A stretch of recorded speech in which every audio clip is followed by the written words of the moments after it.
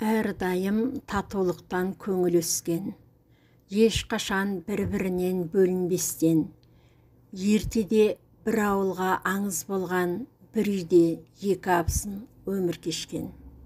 Екі әйел тату болған шынында да, жүз шайып ұрыспаған ғұмырда да, телеміп екі ананың ортасында өсіпті еркін, ерке бір ұл бала.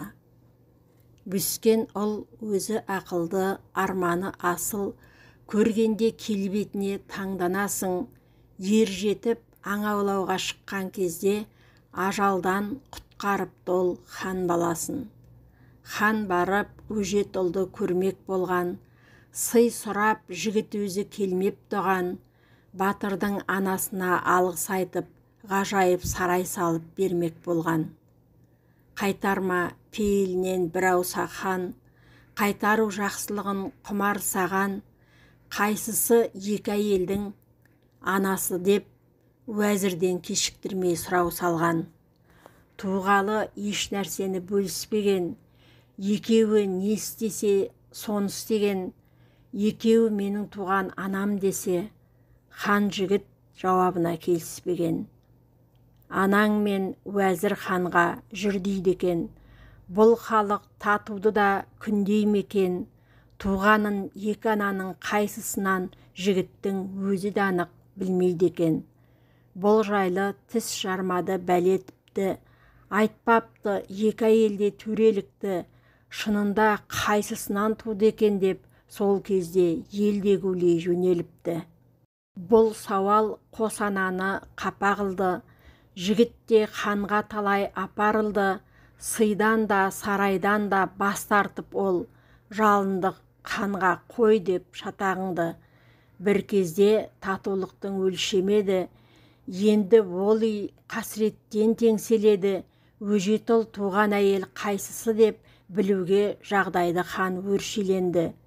Бір күні ханның үні жаңғырықты, ел жинап сарай алдын шаң қылыпты, жігіттің қол аяғын байлатқызып, сол жерде екі әйелді алдырыпты.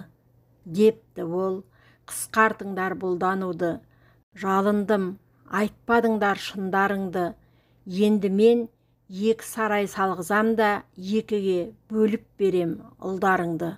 Екіге хан жігітті шабам депті, айбалта әкелуге адам кетті.